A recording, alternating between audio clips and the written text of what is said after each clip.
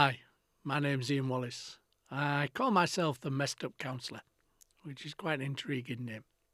And the podcast you're about to see is one of many, and we've been doing about a year now. So you can look back and see all the things we've talked about with guests and on my own over the process. A lot of the information I use in the podcast initially came from the first book I wrote in 2011. Why do we do that? What do we do about it? And that came out and was the basis of all my learning, understanding at that time, which is going back a few years now. And that process of understanding how the world works for people, how we can alter, change and adapt it, was kind of what it was there to do at the initial stages. I've made that now an audiobook as well, so it's available on Amazon as an audio file that you can check out and you can download to your heart's content, and hopefully that will be helpful.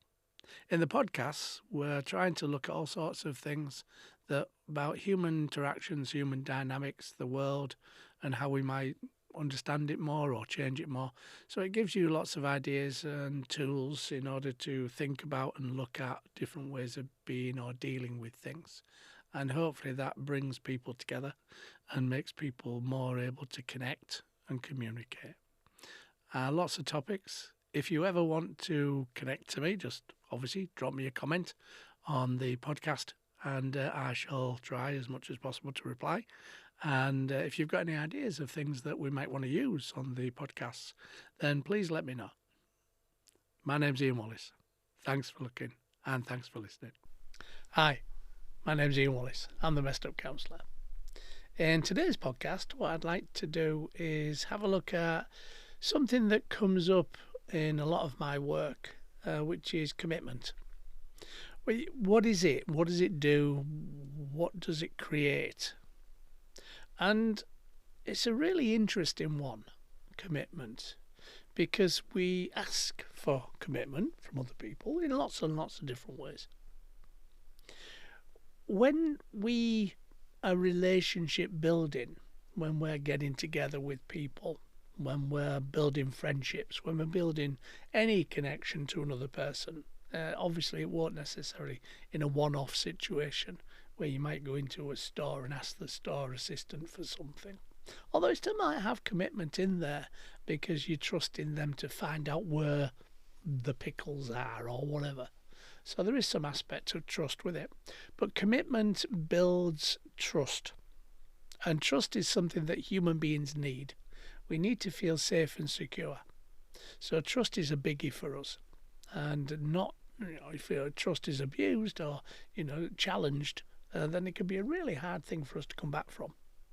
So when we're building commitment, it changes a relationship. Now, it may really sound silly, but I've had people in the counselling room which maybe they've been married for 6 months, but they've been together for 12 years. And that piece of paper, that process of getting married, really changes the relationship. It's a very real public display of how we are, who we are, what we want, which is a good thing. Nothing wrong with commitment. It's not a bad thing. But it does change the relationship because it makes it something that we are building some kind of agreement to. We're building a process of connection, of sometimes legal, if we talk about marriage. And that changes fundamentally the relationship because it's something that would be really hard for us to extradite from. So once we sign that piece of paper, once we become married, once we get a lease, whatever the commitment is, it really massively changes the relationship. Now, if the relationship is fully connected, fully okay, both people had come to that decision, whatever the decision are, okay, open, honest, no reservations with it, then it'll be fine. If either party come to that decision in a way that they're not sure, or they're kind of doing it because they think they should, or any kind of reservation of fully engaging with it, then that will highlight that. Now, they still might go through with the relationship, commitment. They might still get married because they can't extradite themselves in that process, because maybe, I don't know, they've been planning a wedding for a year, which is sometimes true. So all those things of planning and all those people that's been involved and all that money that's been spent might get to the point where we go through with it, because it's easier to go through with it than it is to challenge it. And then we see those kind of parties afterwards, after the wedding, sometimes 2, 3, 4 months, sometimes longer, where the disagreements start and reservations start, and realising where they are and what they've signed up to, that kind of reality check, if you like. And that kind of makes that relationship under duress. Obviously, we in the counselling room, we only see where things are going wrong. We do not see the vast majority that works okay. But obviously, I can only bring influence and awareness from those that I see, quite naturally. So I am talking about a small percentage. Not everybody is going to go through this process. But I think the thing about commitment is that it's in most of the things that we do. And even though it sounds really silly, if trust is being hit, if the button has been hit between the couple or the relationship or the friendship, then that button is going to really unsettle the relationship. So say the person who, I use the terminology, abused the trust, because I think that's more helpful than had an affair or, told a lie or whatever. When they abuse the trust, then usually the other person really is honing in on that part of their relationship. So if the person who abused the trust said, I'll bring a bottle of milk home, for example, and they don't, that sounds a really silly, stupid thing, but it will hit the trust button. Well, I can't trust you to bring a bottle of milk home, so I can't trust you with anything bigger. So that process of commitment is one that we enter into, but it does create a difference. And if we then engage with that commitment and it works okay, not a problem, then it builds that closer connection. It builds that more reliance on other people. Now, for some people, that's fantastic. We go forward, sail into the sunset and have a happy life. For some people, it challenges them to be committed in that sense, because they might have reservations about the other person's commitment, because we can say things, we can say what we will do, but nobody can get inside our heads and see how we think about it. We can say that we're okay, but they'll never truly know that, because we can't go inside somebody's head. So there's always going to be a doubt, even a small one, that's going to possibly challenge that commitment, challenge the words, if you like, to see whether or not somebody is really engaged with it. And I think for that's where sometimes, as I've said, squabbles can occur. That testing it out, that seeing if they will hold that commitment, even if I put the relationship under duress. Now, if the relationship is put under duress, then obviously there's an action-reaction process, and we might accept that terms and conditions, that thing that's been asked of us, that whatever challenge is being made, and we might be okay with that, or we might challenge back because we see their commitment maybe less full on us as we thought it was going to be. So in that process of commitment and that change that occurs at every step, not just at one step, because there might be a commitment about a lease on a property to live in There might be a commitment about something that we share, a car. There might be a commitment about marriage, that relationship things. There might be a commitment about children. So there's a whole range of things that we do as an ongoing process, really, every day with our friendships and our families and our relationships. So, for example, there was a conversation at the beginning of a relationship about having children. And one person says, I want children. The other person says, well, that's great, fantastic. Then the relationship goes forward. And then there's a point where obviously that is going to be explored again, because now is the time to have children. And if that person that said okay at the beginning then has reservations and weren't being truthful and open and honest, then that's going to cause a major problem further down the line in the relationship. And we do see this quite often, that people who say, I want children with you, and the other person said, oh yeah, that'd be really good, then when it comes to the fact of having children, then that can create a real disturbance, because it's a big thing to have a child, obviously, and there's a big requirement, a big need, a bit internal process of feeling at one, feeling complete, feeling those kind of things.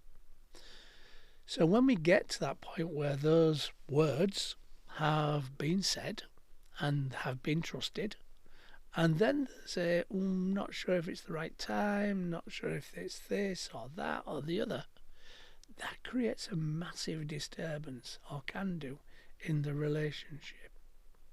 It's kind of what we call polar opposites. So one person wants something, the other person doesn't. And there doesn't seem to be a compromise, a way of bringing those things together. And those things we see quite often in the counselling room, where one person has said something and the other person then has said, okay, let's go for it. And then that person that said it was all right really is not all right with it for whatever reason. Those polar opposites, it's a really hard one to bridge. We can sometimes do it, but there would need some negotiation and compromise on both parties. That, okay, I realise that now is not the right time because we are financially stable, maybe. We're not in the right place, our careers, maybe. There might be reasons why, but if the person who is not as committed then says, okay, when in 5 years' time, when I've got a good career, or I'm settled, or we've got a better house, or whatever the reasoning for that is, it doesn't transpire and create that process for future commitment, then it will still create the problem. And I think with polar opposites, it's one of the hardest things that we kind of try to manage in the counselling room, when there is no negotiation or compromise, where neither one will give anything towards that process. It's not an easy one to shift. And sometimes we don't shift it. Sometimes we can't shift it. Sometimes no matter how much counselling, that polar opposites still remain. And that's fine. Each person has their own position, and we respect that. We don't challenge it.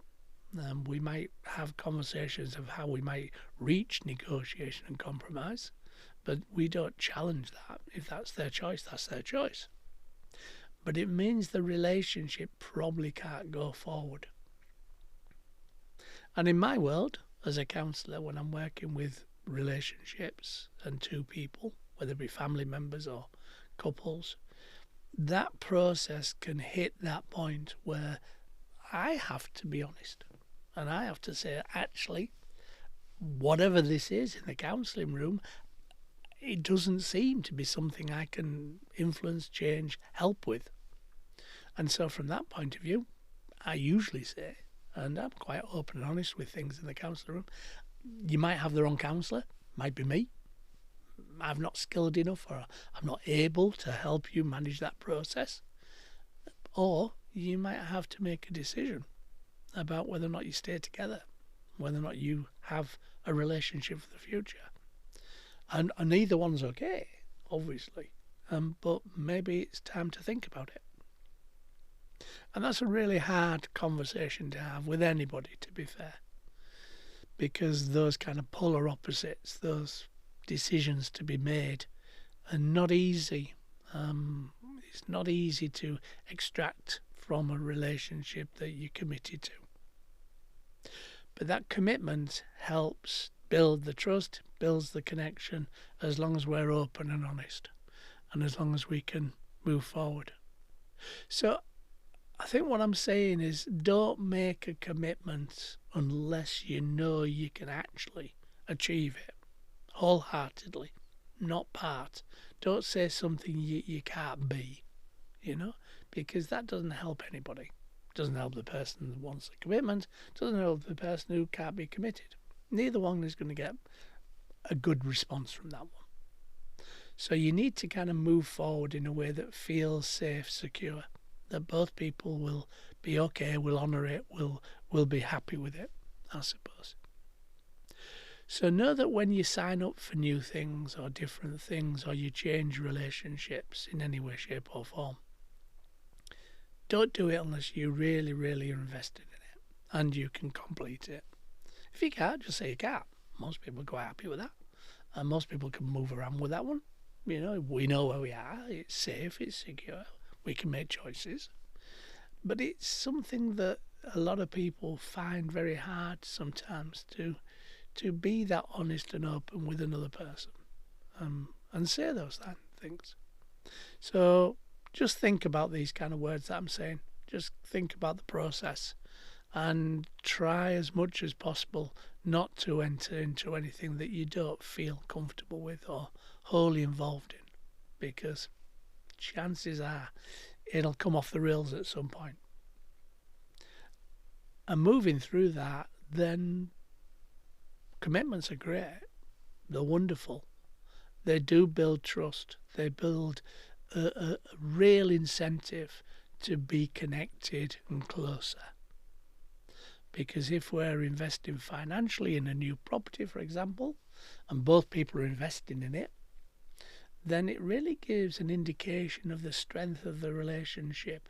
And if we can anchor to that, if we can trust it, then it really does power that relationship forward. And it creates, obviously, new ideas, new commitments as we ongoing, not ongo. And that process will help you to move forward, to have a connected, committed process. Hopefully that made sense and made you think about what you're signing up for, because that is good. Because we can be more informed about that process if we understand it. If it did make sense, fantastic, wonderful. If it didn't make sense, then that's probably my fault, not yours, as is always the case. And if you know people who are going through that process of committing and connecting to another partner, another person, then maybe share this video and like and subscribe to it. Obviously, would be helpful, because that builds the numbers and builds the widening process. And the thing I always do with these podcasts is it's about giving something back. I'm not an expert. I wouldn't deem to be so. I'm just a guy who hopefully knows a fair bit of stuff through the work I've done and the life I've had. And if that's helpful for somebody else, fantastic. If it's not, then okay, then it's not. Simple and straightforward. But if you share it and you like it and you subscribe to it, then more people get the benefit of it. So that would be good. My name's Ian Wallace. I'm the Messed Up Counsellor. Take care.